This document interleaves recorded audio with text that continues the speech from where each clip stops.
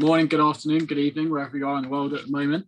Dear authors and invited guests, it is my great pleasure to welcome you to the 6th International Conference on Information and Communication Technology through Zoom on behalf of ICICT 2021 and Global Knowledge Research Foundation.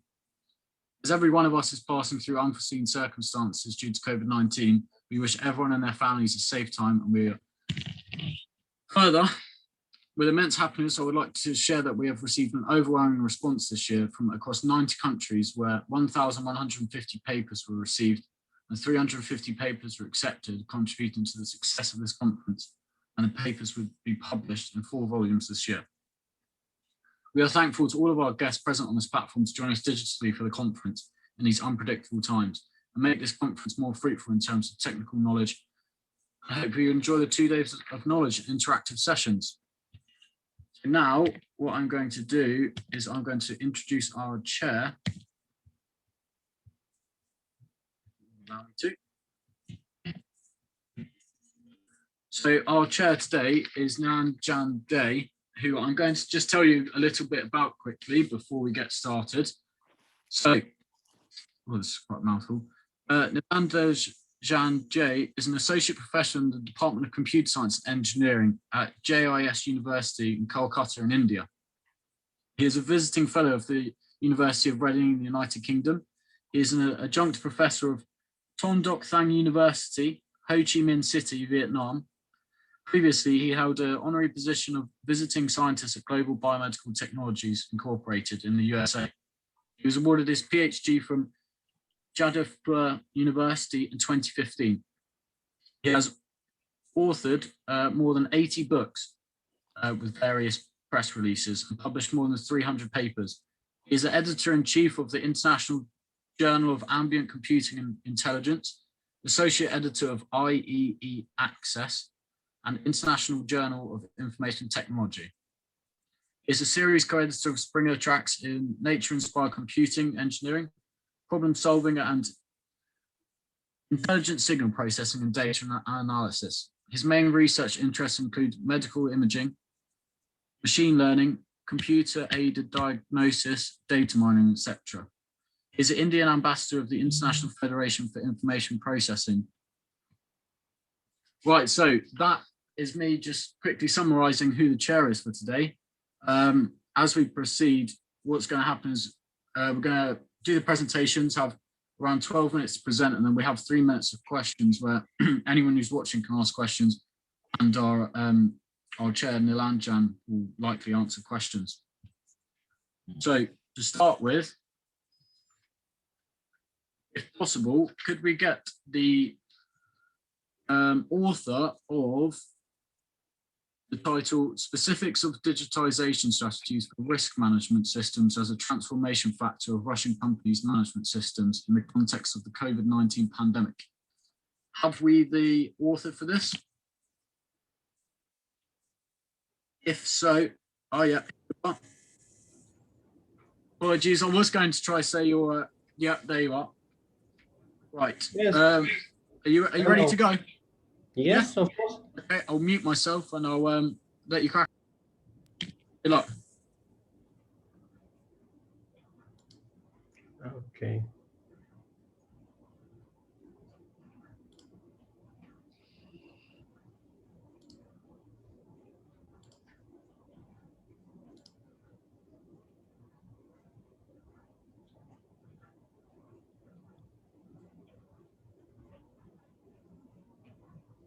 Yeah, sorry about this. I'm just messaging my co-moderator. Maybe this one. Yeah, there you go. That's it. That's okay. Yes. We got there eventually. Sorry about that. Okay, no problem. No problem. Let's start. Let me speak with you about specific of this digitalization strategy for risk management systems as a transformation factor of Russian companies' management system in the context of COVID-19 pandemic. Here is our agenda, and let's start. First of all, we we need to say in the development of digital management system, company owners and management implement sequences of steps related to the transformation of infrastructure, service provision, business process reengineering, data management, security, customer interaction, and of course, HR development. Each transformation step poses complex challenges for owners and management and is associated with new types of risks. Whether the ability of the company's risk management system to cope with such challenges efficiently determines the efficiency of its organizational structure. The main element of increasing the efficiency of interaction between the company's owners and managers to identify, analyze, and assess new types of risk arising in the context of the economic crisis caused by the coronavirus pandemic have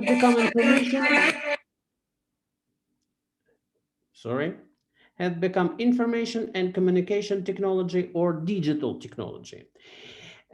Its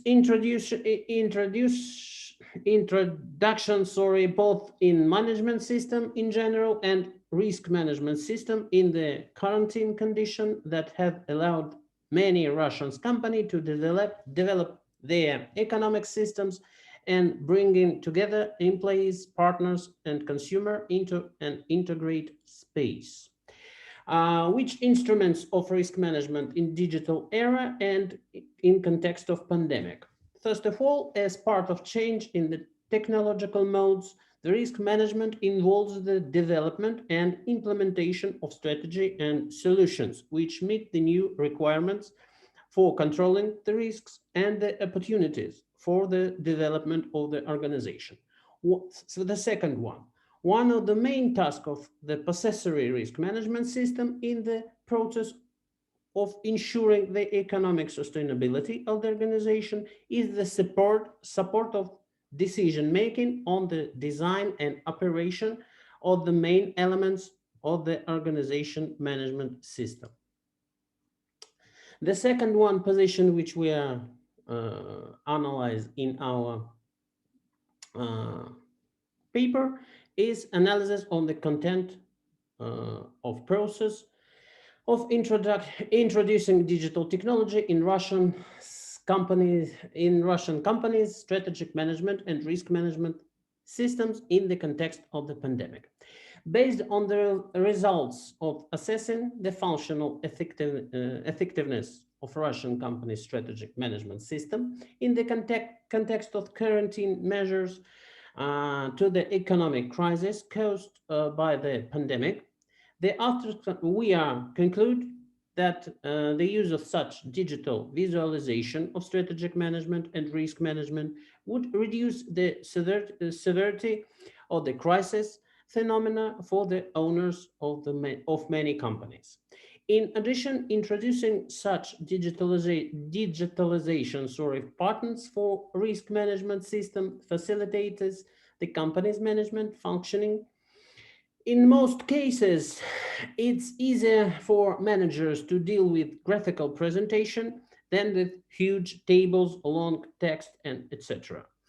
Therewith, introducing digital technology, which has proven its effectiveness in the context of pandemic, into strategic management and risk management system in fact with many difficulties and much resistance. So it should be known that the above model is based on the following principles of risk management. First, the existence of the common idea of the structure of business process and product manufacture with owners and managers. The second one, the existence of an effective communication system within the company. The third, the existence of the mechanisms for systematic analysis of the company's external and internal environment. 4, creating and developing companies' proactive strategies in managing processory risks that are associated with its operations. And the last one, the availability and development of flexible and adaptable methods for identifying, analyzing, evaluating, and managing processory risks.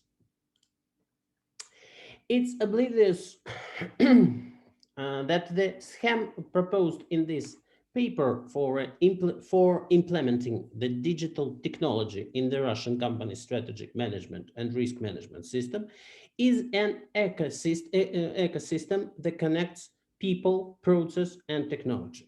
These three components work in close coordination when implementing any project within the company to achieve the overall goals and certain performance criteria. A common practice is to establish an independent supervisory board that monitors and reviews the progress to each project on a regular basis. These components are brought to the project manager's attention with the purpose taken specific control measures to make corrections and adjustments. It's established such a supervisory body that brings together the company's owner and managers that will solve the problem and integrating owners into the management system and expanding the range of tools available to them to identify, analyze, assess, and manage risks associated with both the company's operations and the scope of their activities that are not directly related to the company. The main stages are first, creating and development a strategic management system involving a single strategic vision, plan, and idea about their implementation progress among the company's owners and manager. Development and new quality of the organizational structure and management infrastructure based on considering and using behavioral and cultural management aspects, namely values and standards, communication system characteristic, leadership and conflict management styles, creating and maintaining an intercompany environment based on building up a new quality of mechanisms for interaction between the company's owners and managers, as well as between managers and employees, creating, maintaining, and development accounting and monitoring mechanisms based on mechanisms and algorithms of possessory control and audit for the company's internal and external environment. And the last one, creating a mechanisms for development, implementing, and evaluating processory risks and company's economic sustainability management based on correlation of the economic sustainability indicators in conjunction with the identifying, analyzing, and evaluating possessory risks affecting such indicators. Sorry to interrupt. We've only got 2 minutes left. Thanks. That's the last one position. The digitalization of strategic management business process obliterates conflicts with traditional management mechanisms, breaking down the boundaries between service and department with one company and often between different companies and forming a new corporate ecosystem. It obliviates that the current difference in legal, regulatory, and administrative mechanisms that exist both in individual departments of the same company and in different companies grouped into a single ecosystem can impede information and service flows through new network management channels. The structure of implementing digital technology in Russian company strategic management and risk management system are presented as presented in this paper is a tool that describes projects for the digitalization of management system in a technologically neutral and abstract manner based on a simple and understandable analogy. Such a presentation allows company owners and persons who make strategic decisions to see and understand the problem faced by the management system digitalization, as well as to ensure a quality choice of forms and methods of overcoming such problem. Besides, this can reduce significantly the gap between the company's policymakers and executors, as the general presentation of the projects provides greater transparency and clarity of decision. Thank you for your attention. I'm ready to answer on your question. Right, thank you for that. If anyone has any questions, please just write them in the chat. But if not, we'll just take questions from our chair, Nilanjan. Oh, Nilanjan, are you there?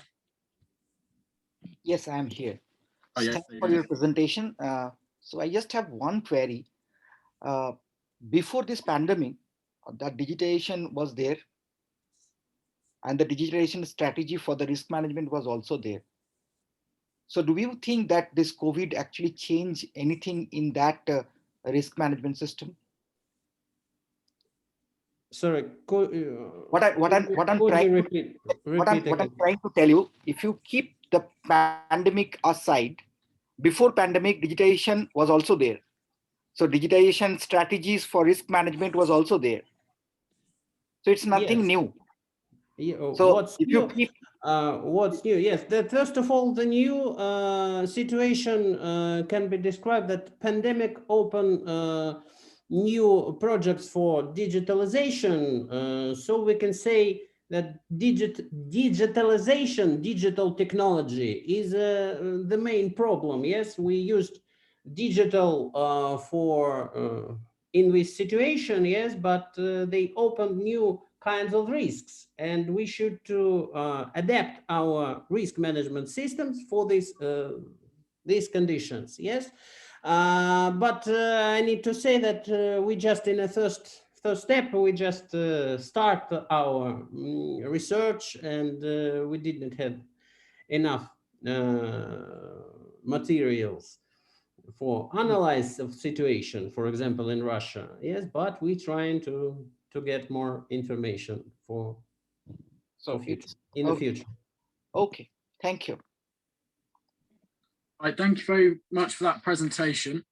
So now just to move on, we are now going to go over to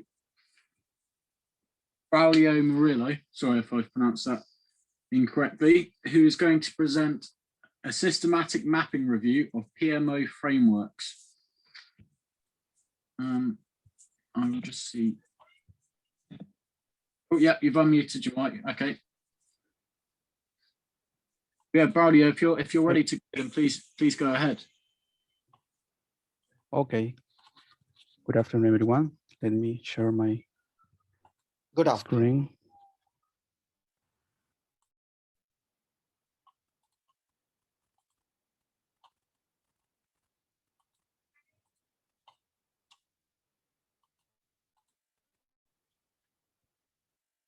Please, could you confirm that it's okay with the presentation? Yes, I can see it, yeah. Okay. Can I start now, or I have to? Yeah, no, please go ahead. Go ahead whenever you're ready. Okay. Well, my name is Braulio Murillo. I am a PhD student in computer engineering at Pontificia Universidad Católica del Perú. It's my great pleasure to talk to you today about this research paper, a systematic mapping review of PMO frameworks. The authors of this paper are myself and my research partners, Dr. Jose Antonio Pausan and Rosana Palma. Okay, this is the agenda for this presentation. First, we will see the introduction, then how the systematic mapping review was executed, and the conclusions at the end.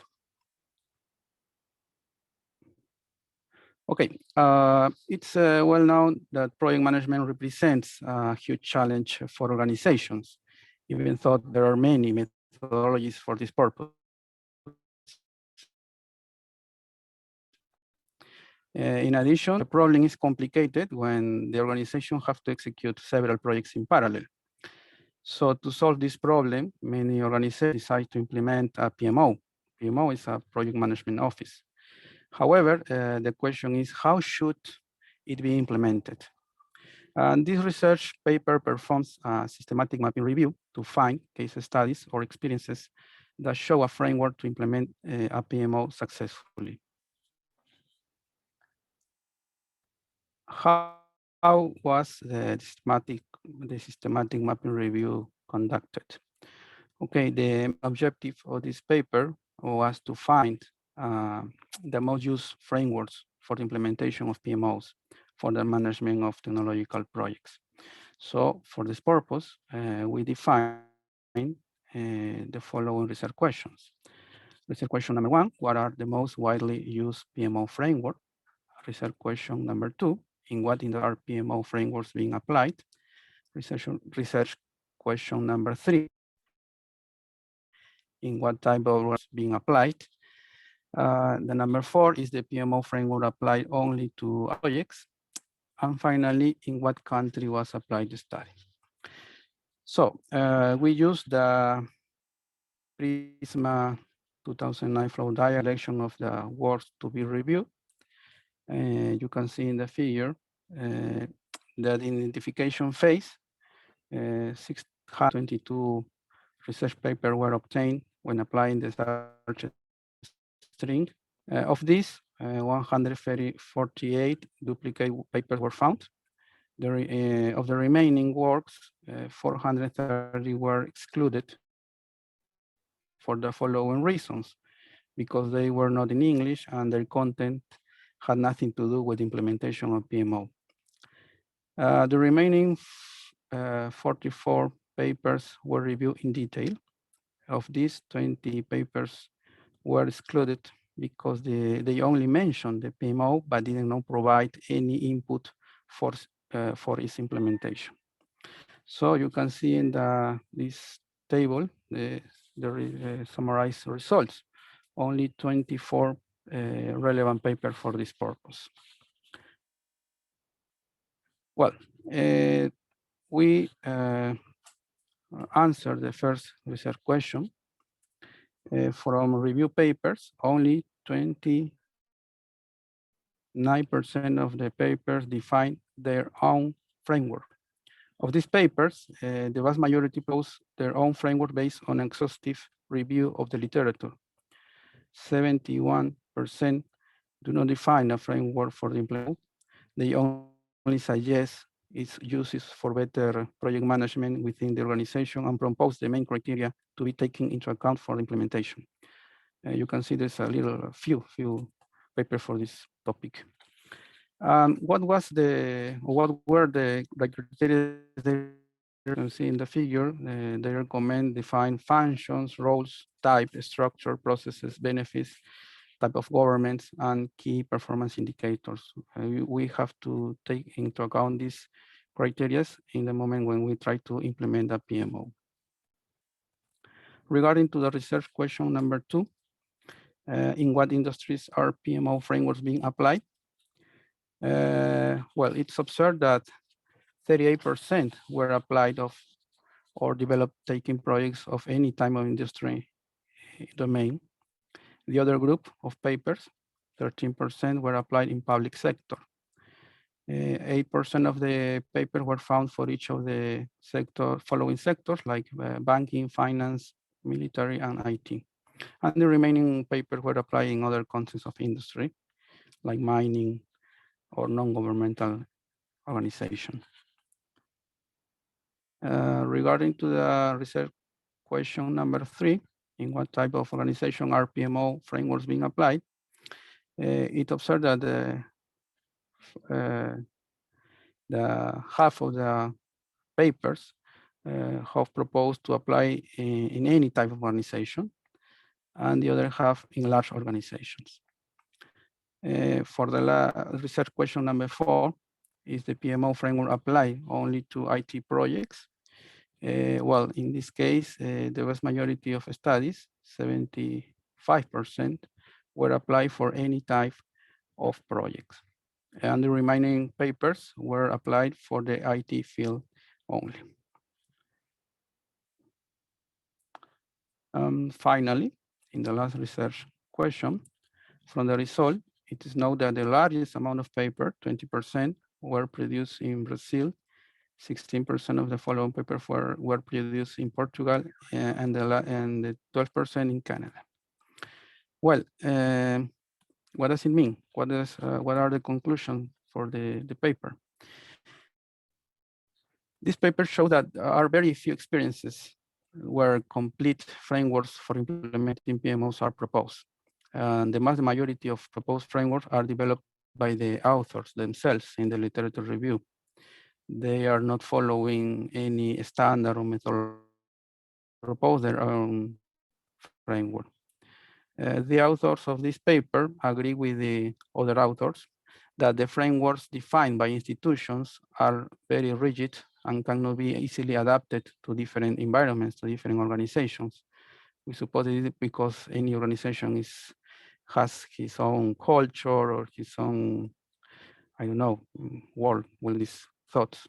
The mindset probably could be very difficult to try to implement a very rigid framework in the organization. And the author recommend to define a proposal of a flexible framework, PMO framework, that includes the best practices and standards, and that it could be very easy to apply to different contexts and IT projects. So this is all the conclusions of the paper, and I don't know if you have any question about the presentation. Right, thank you for that. If anyone has any questions, please just do drop them down in the chat box. But if not, I'll just hand over to the chair, Nilanjan, just so he can ask any questions he has. Yeah, thank you for the presentation. Just I have one thing again, the database selection. So you have taken the data from IEEE Access and WS and the Scopus. So do you think these all databases are mutually exclusive, or there is a chance of overlapping? So a paper which is published or indexed in Scopus, there is a chance that the paper is also there in WOS. So what I'm saying, if it is a PubMed and if it is a Scopus, might be the chance is very less. But for IEEE Access and for the Scopus and the WOS, there is a high chance the paper will be duplicate in multiple databases and the access also. What do you think? Well, we ran the research string in, as you can see in the paper, in IEEE Explore, in Scopus, and Web of Science, the search in that databases, because we thought that they are the most important databases. I think you not find got any kind of my question is there any chance that any paper will be indexed in all three? I can hear very well, sorry. Is there any chance that Could all you repeat these, this? I mean, yeah. What I'm saying is there any chance that a paper which is indexed in Scopus as well as in the WS also? Because these databases are not mutually exclusive. You are asking me if, no, okay, well, it was part of this paper to try to identify what results were duplicated, and we have to read or screen all the papers and find this duplicate, Yes, and we because discard. your data set is only 24 papers. So amongst those 24 papers, Yes. number, that's why I'm saying. Okay, thank you. Yes. Thank you very much. Okay, thank you to you. Right, thank you very much. Now just to move on, we are going to go to Digitise Maginjai, if I pronounced that right, I hope I have, who is now going to present a paper on components of a digital transformation strategy, a South African perspective. So I'll hand over to you, Digitise, if you're ready to go. Thank you so much. Let me just share my slides with everyone, and then I can start. Yep.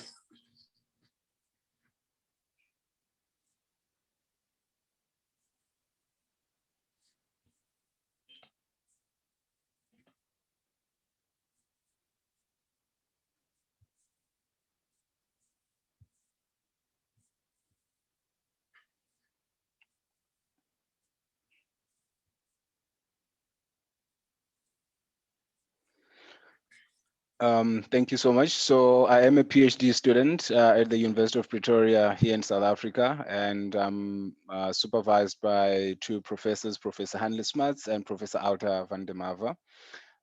This paper is a part of my studies, and we've termed it here Components of a Digital Transformation Strategy, a South African Perspective. The agenda for my paper that I'll go through we'll go through the introduction, the purpose, the research problem, research design and method, literature review. We'll have a look at the findings, also touch on the significance of the study, limitations of the study, as well as directions for future research as well.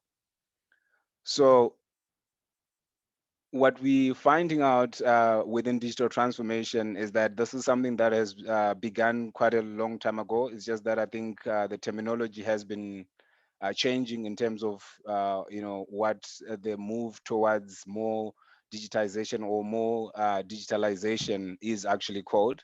So we realize that the use of those terms, digitization, digitalization, etc., involves a paradigm shift in terms of how organizations, industries, and societies are being changed and undergoing due to the pervasive nature of digital technologies. And as a result, organizations are also facing immense pressure to then digitally transform, specifically here when we look at the traditional type of organizations. The problem that we sought to address here, ultimately culminating in our purpose for this study, is to contribute to the understanding of digital transformation, specifically on the components of digital transformation strategies, and also add to the digital transformation strategy body of knowledge and digital transformation in general. We also had the objective here to assist practitioners as well, such as business and digital managers who are in the process of undergoing digital transformation or in the process of reviewing their digital transformation strategies, to make sure that they understand all the components or ingredients that should be part and parcel of their digital transformation strategy.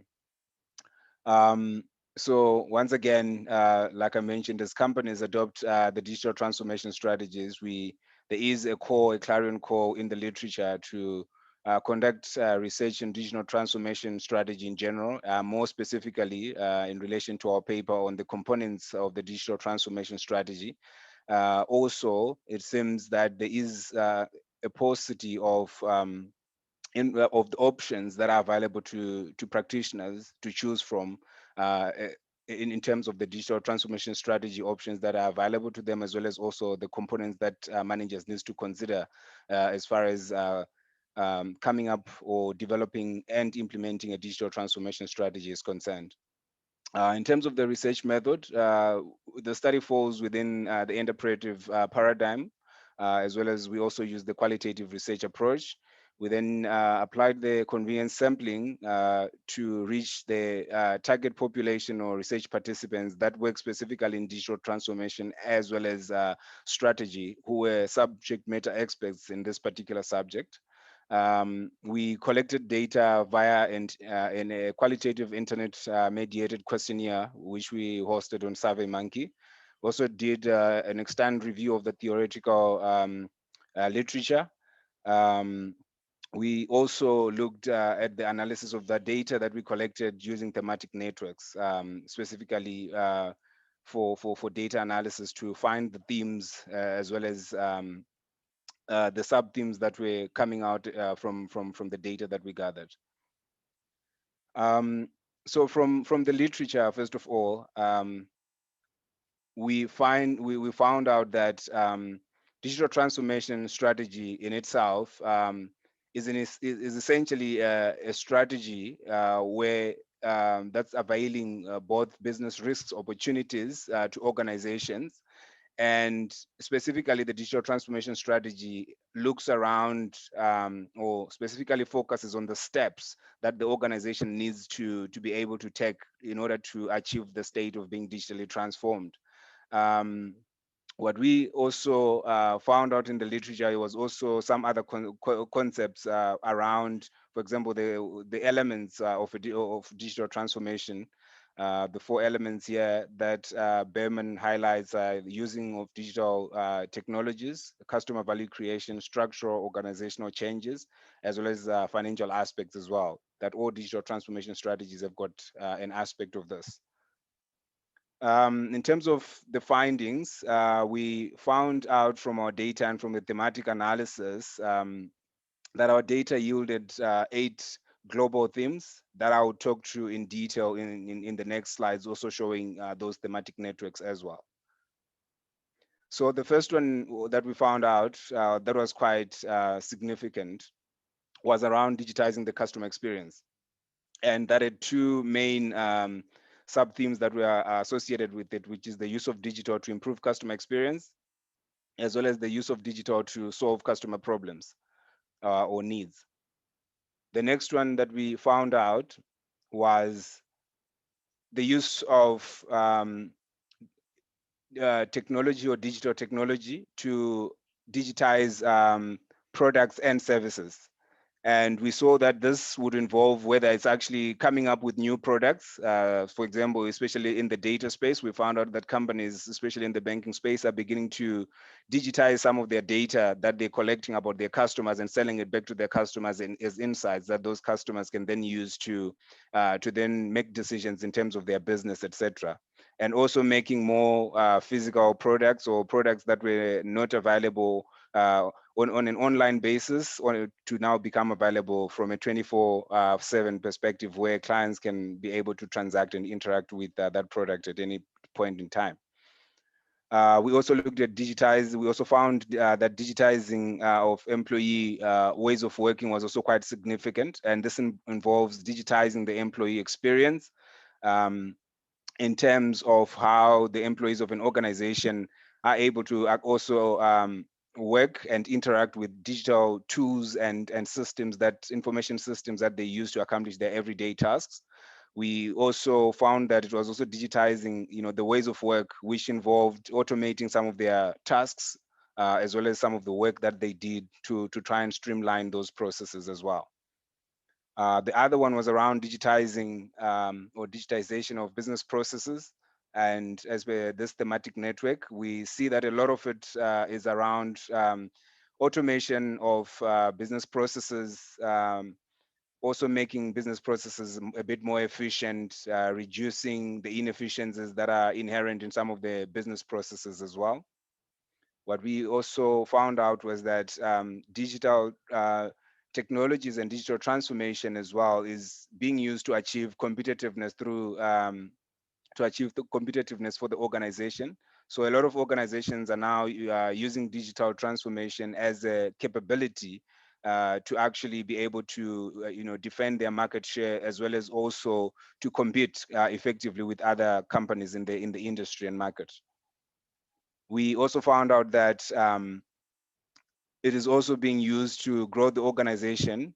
So a lot of some of the companies, based on the responses that we got in that questionnaire, was that some organizations are actually using digital transformation to grow their as a source of growth for their organization. So some are actually spinning off new businesses or new business models to try and grow the business from a revenue or from a customer base perspective.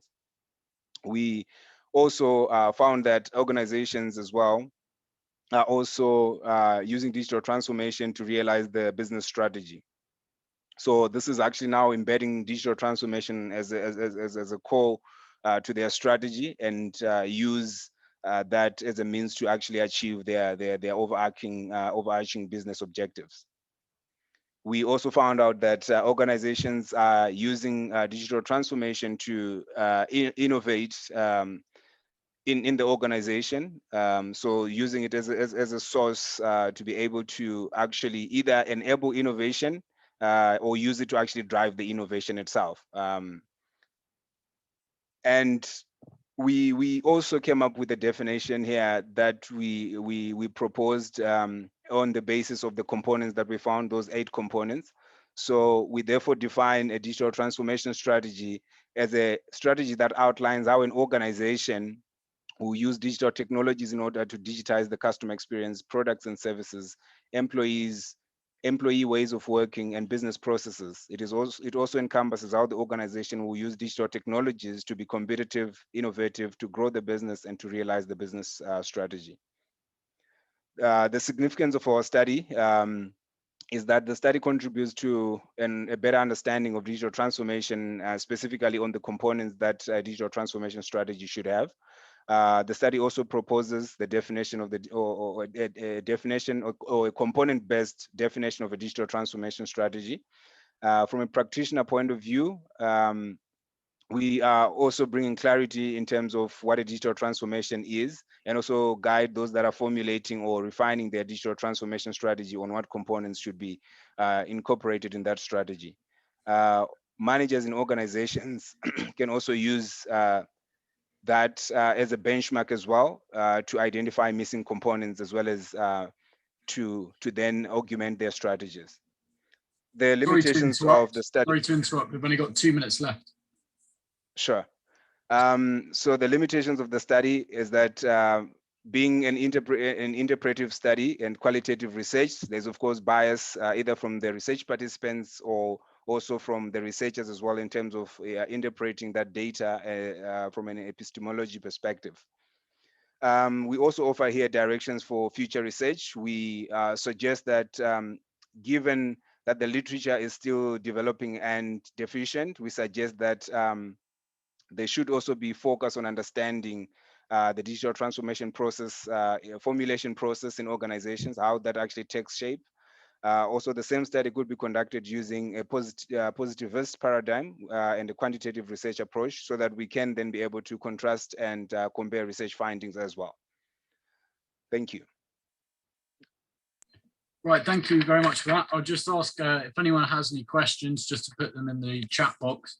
But if not, I'll hand over to the chair if he has any questions.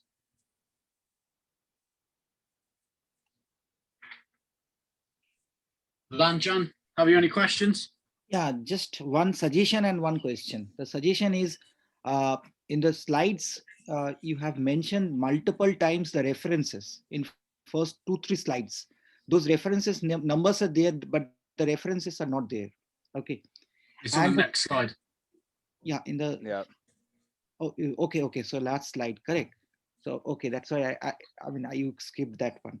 Fine. And the second thing is this whole study, you have found 8 factors, correct? That's so correct. Yeah, 8 components. 8 components, and these components, have you tried to rank? All are equally significant? So we did not rank them, but like I was explaining, I think the main ones that really stood out was the main one that really had a number of themes and sub-themes supporting it was the one around the digitizing the customer experience. That was the one that really had most of the data. Another significant one was also around business processes, as well as also on the employee ways of working, and also on the employee experience as well.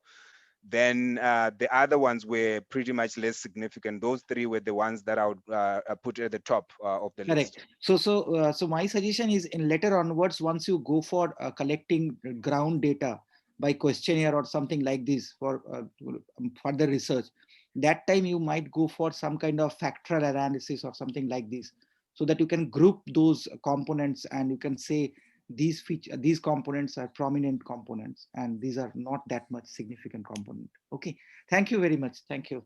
Thank you. Right, thank you for that. So moving on now to our next presentation. Oh, what's happened there?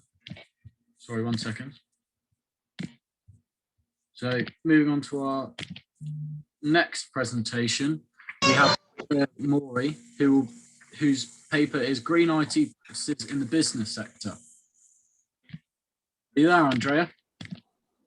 Hello, wait a moment. Yeah, that's fine, that's fine.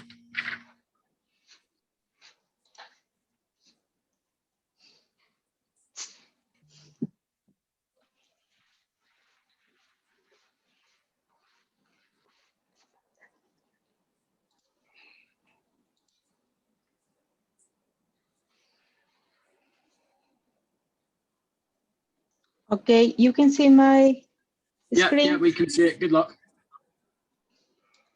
Okay. Yeah. Okay. Warm greetings from Cuenca, Ecuador. My name is Andrea Mori.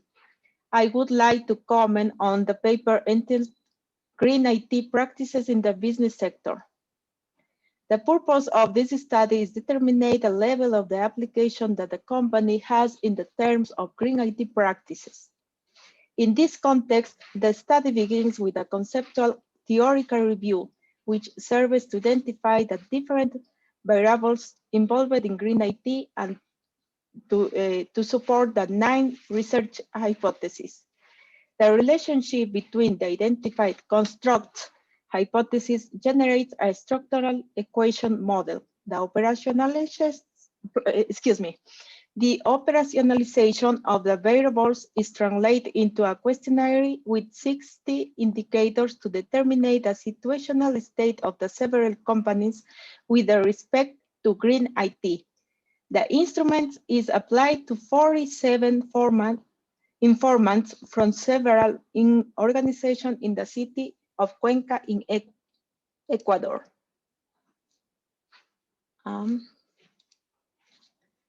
Okay. This study comprises an analysis of green IT practices, also known as green computing, GC, within the business sector of the city of Cuenca in Ecuador. The problem of research from an ecological point of view determines the non-existence of practices and techniques in organizations that make use of green information technologies in the way that contributes to the protection of the environment. This is a map of my country, and this is a picture of an emblematic cathedral of my city.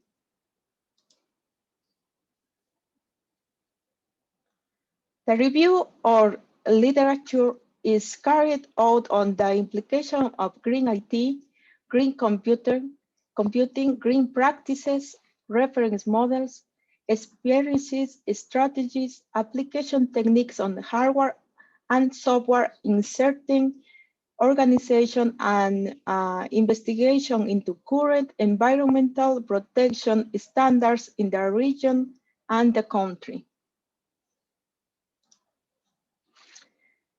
Methodology. This research is of an exploratory type. It allows giving an overview of the little explored reality, determining trends and identified possible relationship between variables of construct.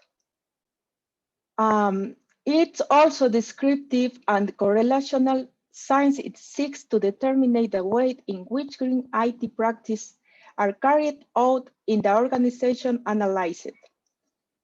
In turn, the degree of relationship or association exists between 2 or more variables is determined. And then, by means of the correlational hypothesis test and application of statistical techniques, the correlational is estimated. Based on the literature review, the following hypotheses have been determined. For example, the application is influenced green IT in the organization. Energy efficiency influences green IT in the organization. Organizational strengths, policies, procedures influence the application. Use organizational strength, policies, production influenced energy efficiency, and other hypotheses. Like, do you see? With a relationship, we define the hypothesis relationship model that is made. Like here, this is the model. And we have the strengths, that influence each of the variables that are determined in the hypothesis.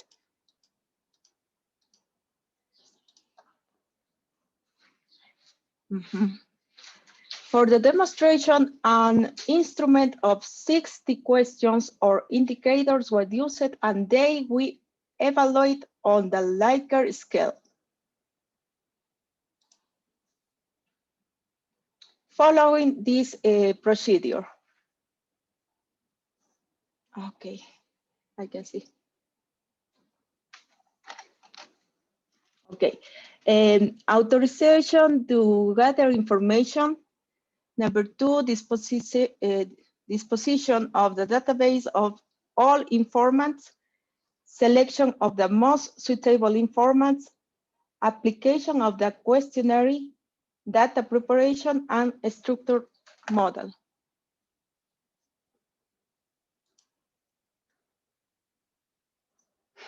This is the data processing. We process it with the application of the questionnaire via web with Google Forms. Then collect the information in Excel, migrate to SPSS, then a structural model in SPSS was created. The structural model is implemented with a smart BLS software. Imported the data for SPSS to smart BLS, and results are obtained after running the, I'm sorry.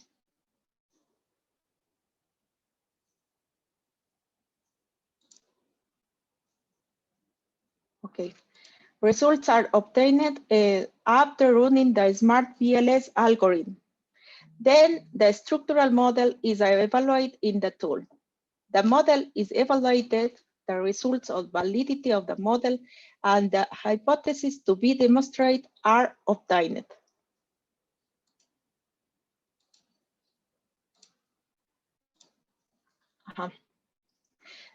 To analyze the model, it is done in 2 parts.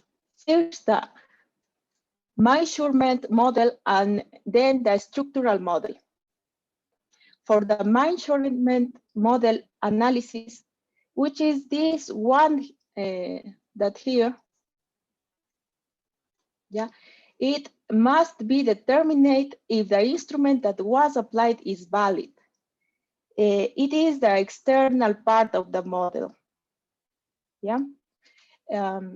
For it, on the basis of the theory and the structural model analysis, it has to be analyzed individual item reliability, reliability of the each construct, converting validity and discriminant validity. That all pass with this is a determinant that the instrument is valid because it is complete with a measurement model.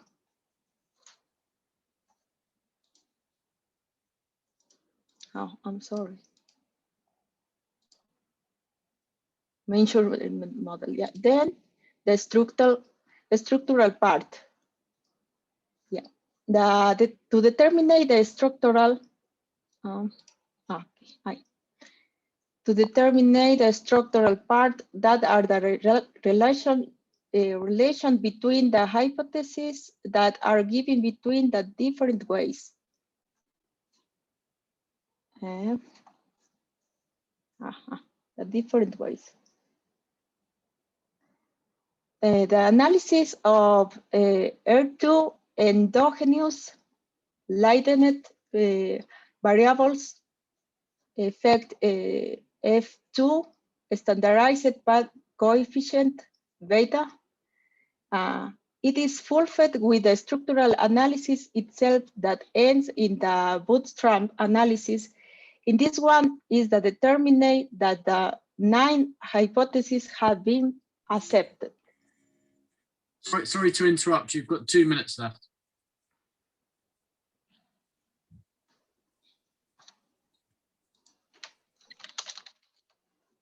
Excuse me, I can't hear you. Oh, sorry, I was just saying you have 2 minutes left. Okay. Okay, this is the bootstrapping result. And bootstrapping results show 4 accepted hypotheses and 5 reject hypotheses. Therefore, it is concluded that the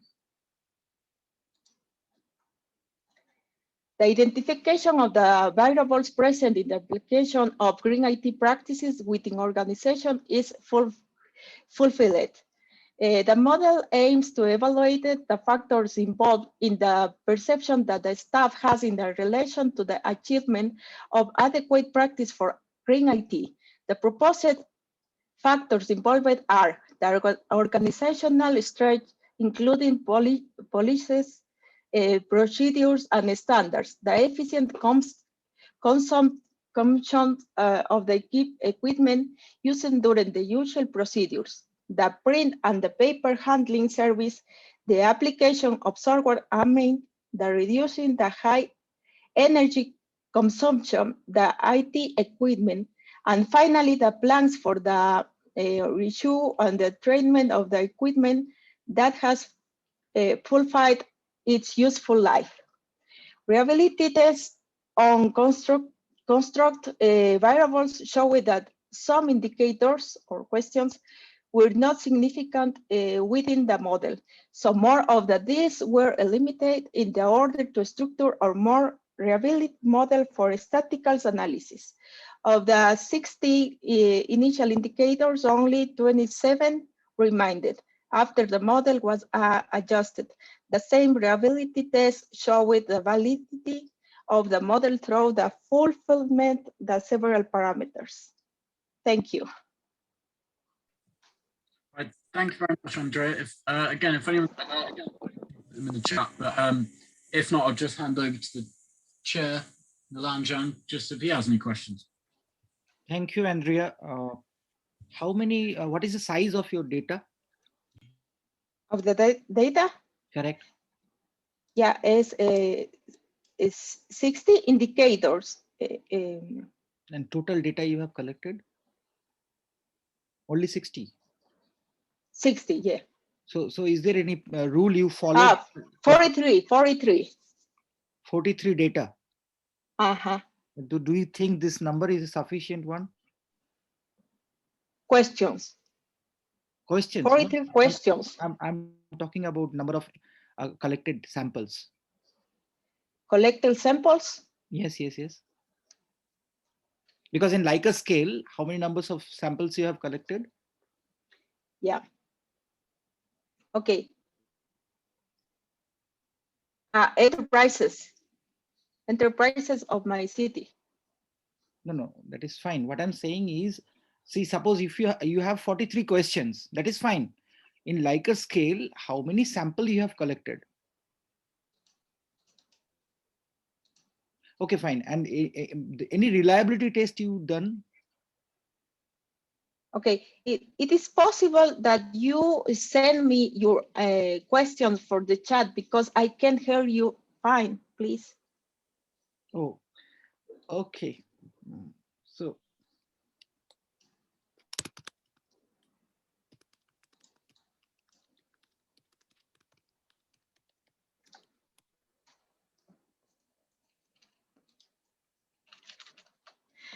Okay, the enterprise, in the enterprise is applied the question or the indicators, yeah. But the model is revealable and the instrument too, like show you in this. This is like in the measurement model and the structural part. Okay, fine. Thank you. Okay, you can read the details in the paper. Yeah, I will go through. Okay, thank you. Right, thank you for that. Moving on, I am not sure that the person is in the chat at the moment, but we are after someone to present the role of e-commerce in organic farming in Latvia. So Denis Vasiliev is meant to be presenting. However, I don't believe he has joined the. So Lima, is this the last one? Oh no, no, we've got two more left. We've got two more left. Okay. And it has joined, my mistake. Dennis, are you here? I can see you. Yeah. I've just requested you unmute yourself, Dennis.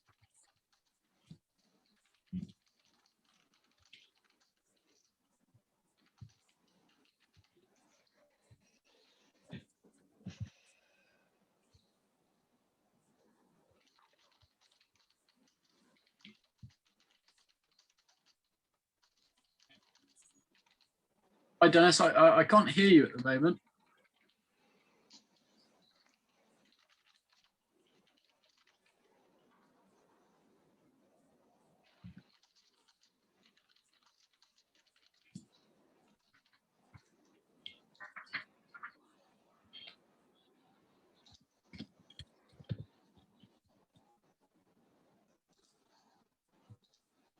Dennis, we can't hear you. No, I can't, at least anyway.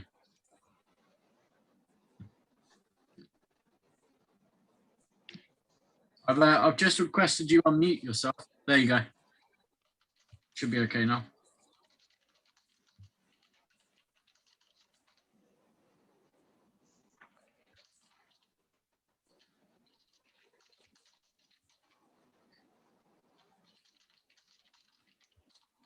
Let's come to the presentation later.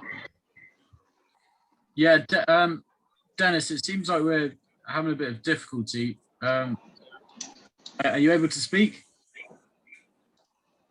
Because if not, I think what we'll have to do is move on to the next presentation and come back to yours if possible, so you can talk your microphone. Do you hear me? Oh, there you go. Yeah, I can hear you now. Yeah, continue, please. Okay, and do you see my presentation? Yeah, we can see it. You're good to go. Okay, so my research was on the role of e-commerce in organic farming in Latvia.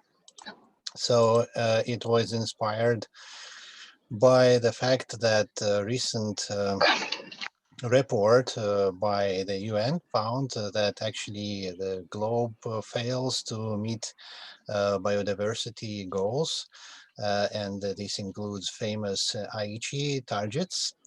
And for Europe, it means that actually one of the largest land uses is farmland, and it heavily affects biodiversity. But yeah, in fact, in Europe, about 40% of the land is under farmland, and in Latvia in particular, it exceeds 30%. So this is very important to understand whether this land use is actually sustainable or not. So in this respect, I try to understand whether organic farmers have good prospects to grow or no. So actually, as I mentioned here in my presentation and in the article, that organic farming can be a solution. So if most of the farmland move to organic model, it could contribute to biodiversity. But organic farms are heavily competing with conventional farmers. And this is not a very fair competition, because conventional farmers, they have the economies of scale, they can produce a lot of product, and they can partner with retailers, which means that they have better access to the market, and they can easily outcompete small farmers. And in fact, we also can notice that in Latvia, there is a so-called process which is going on. It is called farmland consolidation. So we can notice that smaller farms are consumed by larger farms. So smaller farms are actually losing out. So they go bankrupt because they experience some economical problems. So I was trying to find out why this happens, because usually, of course, larger farms are conventional farms, and therefore they effectively compete with organic farms. So one of my hypotheses was that actually this can be due to access to the market. So as I mentioned, larger farms, they supply to large retailers, and all this actually work in their favor. Uh, but to solve this problem, UN recommends implementation of e-agriculture. And actually part of e-agriculture is e-commerce, which include also sales online and getting directly to the customers. So e-commerce could enhance organic market access for smallholders. So smaller companies can easily establish their own web stores, and they could get the products to the customers without the need to collaborate with retailers, because retailers, of course, require some specific quantities of the product to be delivered, and of course they also want to get big margins. So all this makes it much less profitable than getting directly your products to the customers. And another interesting and important fact is that Latvia has excellent internet connection and coverage. So we here in Latvia have the speed of the internet, one of the best in Europe, and coverage is also very good. So in general, in the villages and in farmland, organic farmers shouldn't experience any problems with the internet connection. And therefore, there is a great opportunity to harness this tool in general. So do the farmers actually use internet for commercial purposes? So this is the biggest question which I was asking in my study, because yes, if they really did this, then of course they would have great access to the market.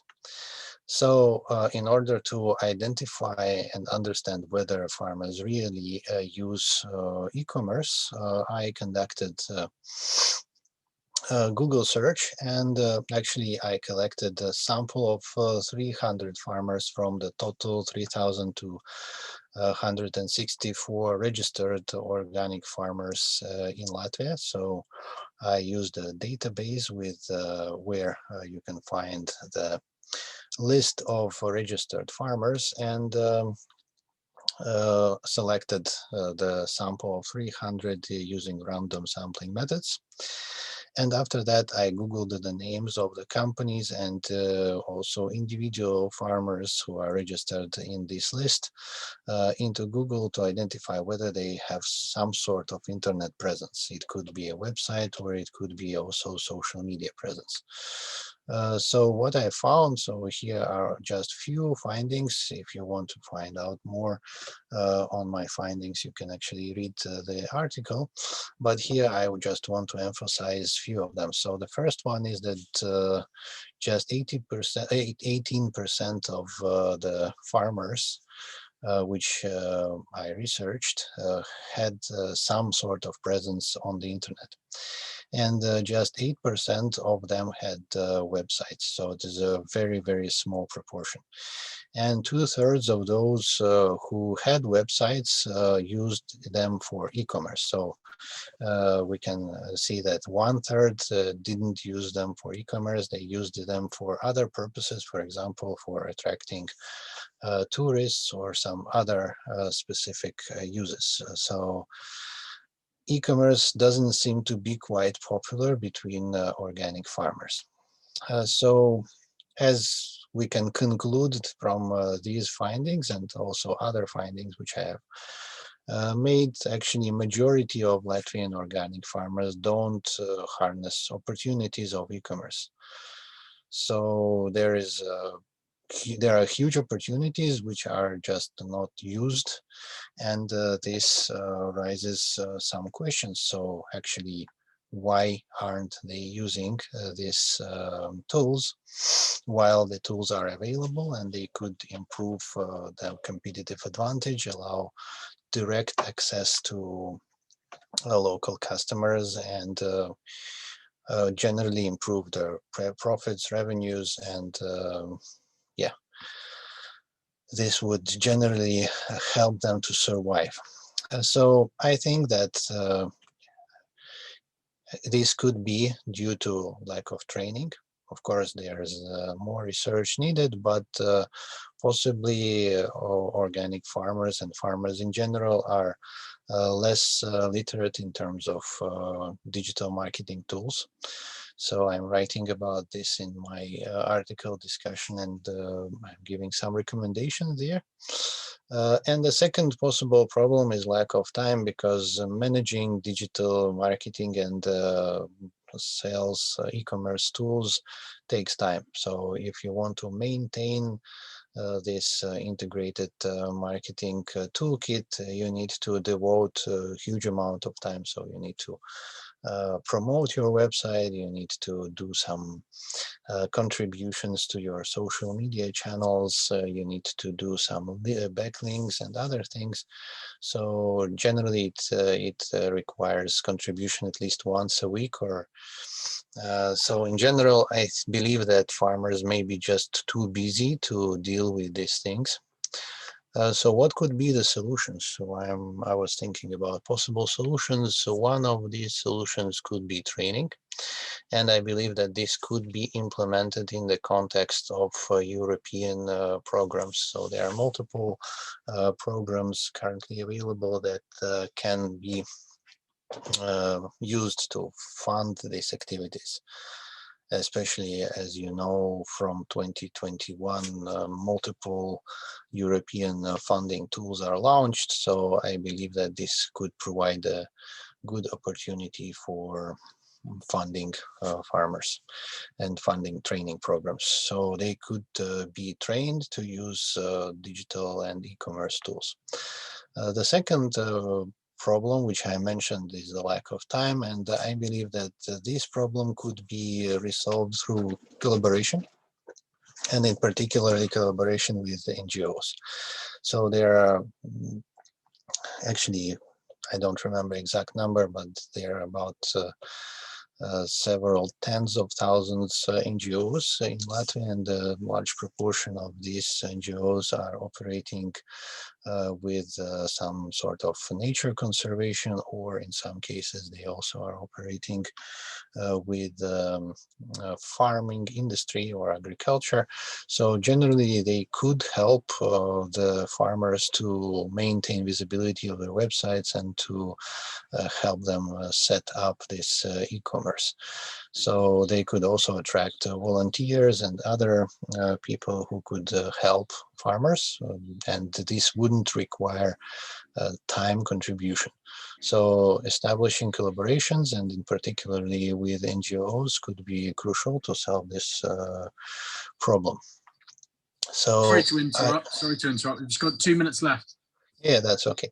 So in line with the FAO, so this is the Food and Agriculture Organization, e-commerce needs to be a part of integrated e-agriculture program. So I also recommend in my article to promote this in the context of overall e-agriculture, because e-agriculture has multiple tools that can improve effectiveness and efficiency of organic farming, but they of course should focus on e-commerce as a part of actually e-agriculture, and this could be promoted at a national scale, and I believe that if it would work, it could also benefit if we could scale this up at the European level or even at the global level. So of course there's more research needed, but generally the main takeaway from my presentation is that there is the need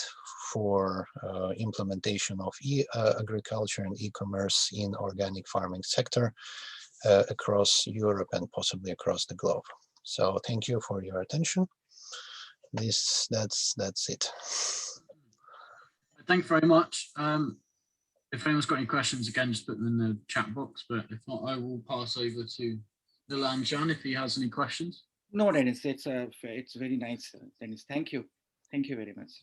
Thank you very much. Yeah. Right. So moving on now, just to our final presentation, we have SafeBlock reference model for agile management in the initial phase of IT projects, which is to be presented by Diego Marin, I believe. Are you there, Diego?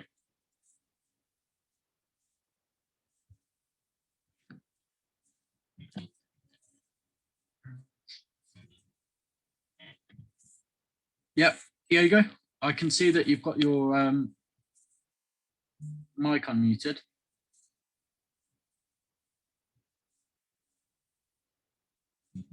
No.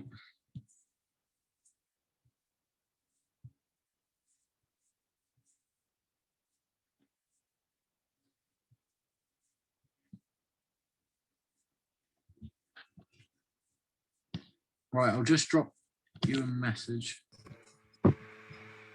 Oh, here we are. Let's go again. Yes. Perfect.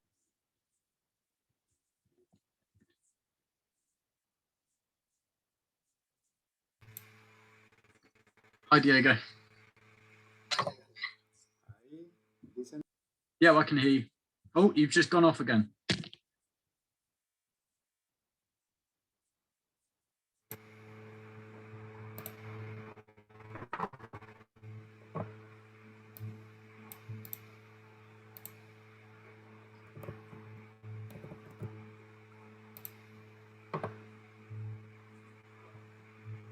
Feel free to start whenever.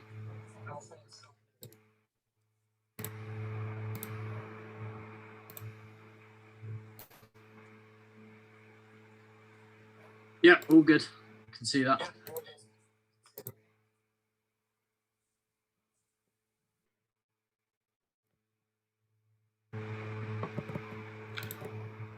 Okay.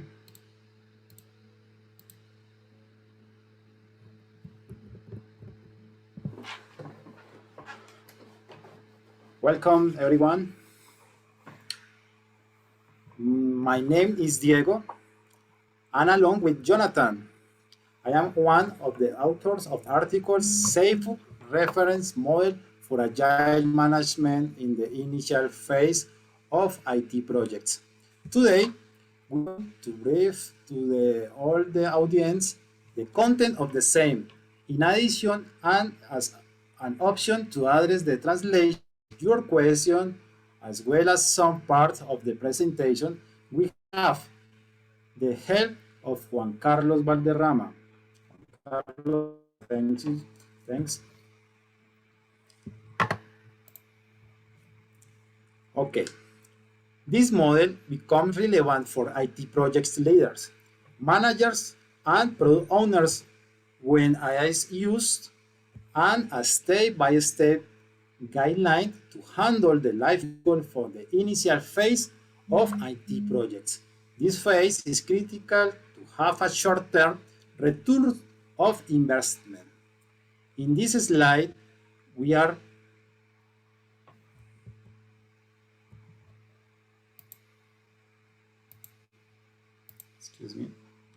In this slide, we are highlighting 10 the problem to be solved with our model, such as delay in project management in the initial phase. What considered the initial phase of a project? It is the plan traced by a product owner or a project manager in order to deliver in 4 user stories the given business requirements to the team that will execute it. 10 methodologies were conceived and merged on this model to create the following list of criteria. Number 1, contribution into the initial phase, the scope of the method in the initial phase of the projects and the details that it delivers through its practice interface are highlighted. Number 2, events and or ceremonies. Number 3, benefits to achieve to business requirements. Number 4, level of depth in the phase of a project. This is a categorized as low, medium, or height based on the level of depth that the method has considered only 3 phases in the project: initial, development, and deployment. The interest of this model is the initial phase.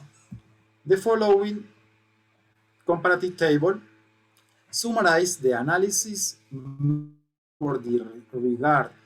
It can be seen in the same that the traditional PMBOK guide and the Safe Agile framework are the most contribute models with high benefits in the initial phase. Both has the sufficient good practice to be merged into adapted combination as basis for our model. The model is designed as an analogy of a metro system, is at which the project in course or in transit will have a stage called a station along the traced plan called route. Each project follows its route this to achieve and control the event, ceremonies, deliverables, and stakeholders along each station. Across each of the station is a must-have continuous improvement. This one is represented in front of feedback from each one of the projects and from the process taken in place into each station by aiming at the effectiveness in construction, faithful to the lean methodology principles. Explore station. In this phase, the need to be solved is identified and defined. The project will rotate at this station until they find their feasibility and benefit towards the company, given by a prioritization of office or project area. Between the Explore station and the Devise station, only less observed. This is to highlight the project enter into a price backlog according to the capacity of organization has to work on their projects. WSGF is the formula used on this model to prioritize the feasibility of projects previously defined and quantified by the organization. Device station. A roadmap is carried out in this station. The same consists in the events and milestone projections raised by the project leader or project owner, along with a subject matter expert or technical specialist. At the same time, communicates the planned deliverables for the solution within time horizon given by iteration. In order to comply with this, the following plans are carried out. Number 1, daily plan, iteration plan. Number 3, initial program increment plan. Structuring station. This is last station. In this one, all of those project stakeholders and these participate in the same are meet together in an event called program increment planning, using for searching or to refining the minimal viable product MVP to be built in a short time. As one of the outcomes of this station, program board is structured in this event, which is a board show the work plan of each for the teams engaged the project.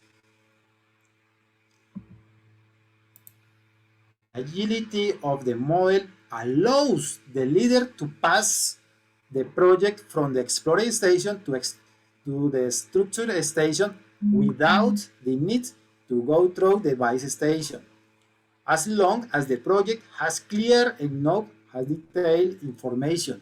Otherwise, it is recommended to go through the device station in order to comply the minimal feasibility required by the project management team.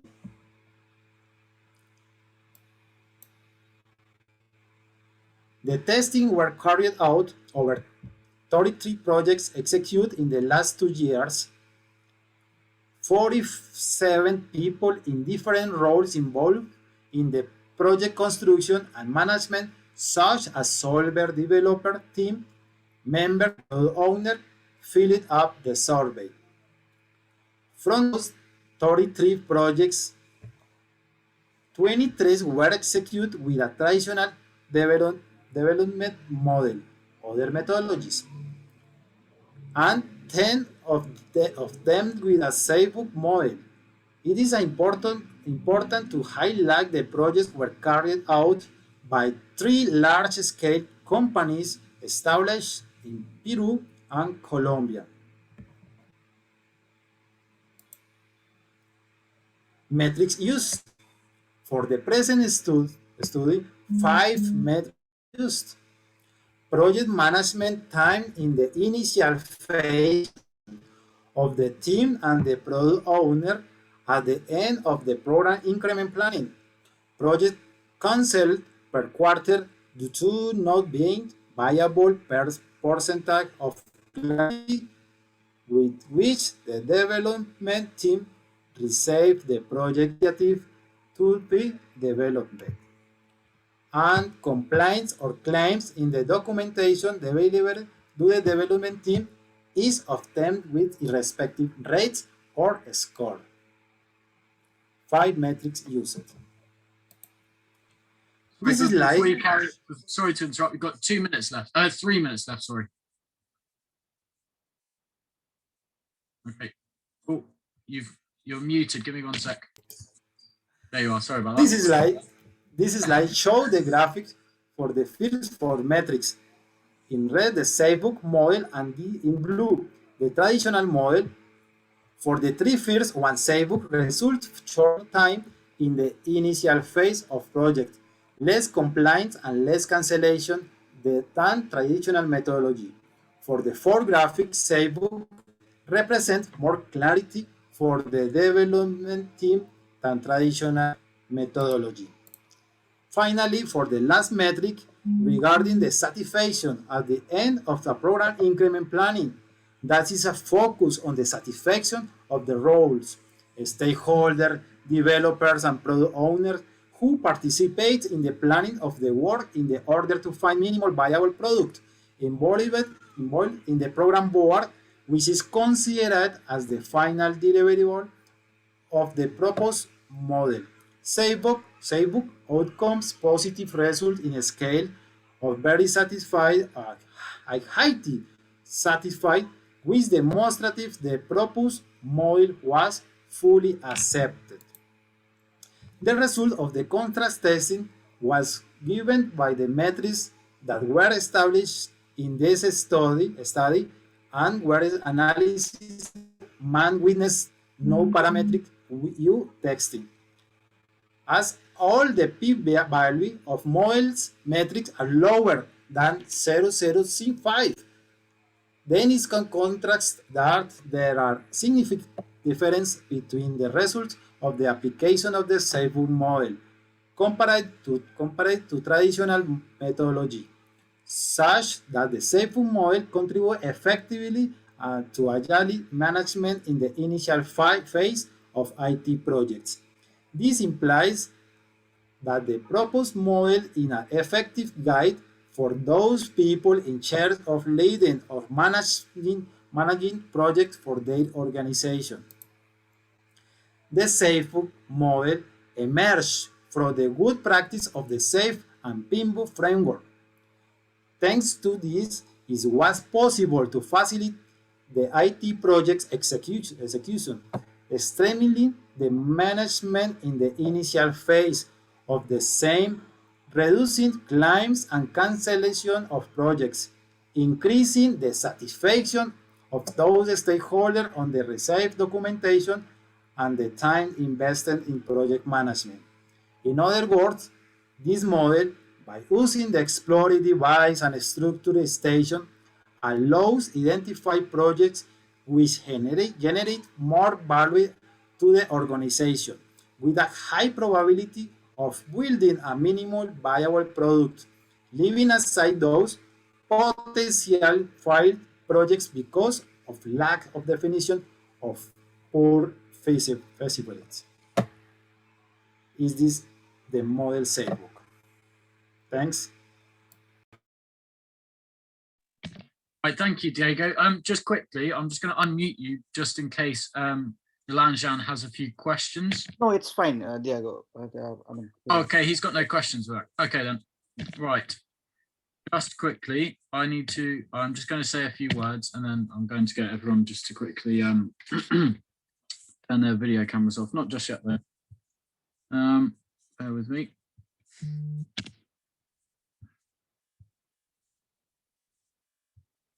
Right, that I have to do for the time being. I hope you can all see me again. Right, guys, I'm just going to say a few words quickly. So I sincerely thank our authors for their excellent presentation and contribution in this session, and all our participants for being part of the International Congress. I hope this was informative and knowledgeable as well.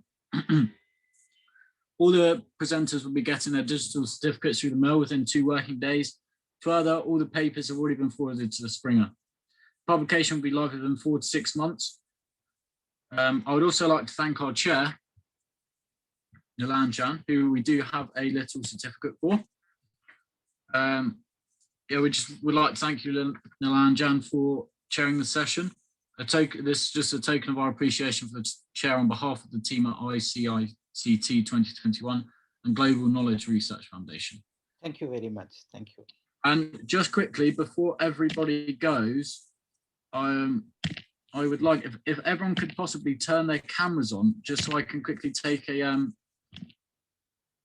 need to take just a screenshot just to go on our website. So just if everyone could turn their screens on really quickly, just take a quick photo. If that's possible. Oh, wait a second. If you haven't got a camera, then it's fine. Anyone else?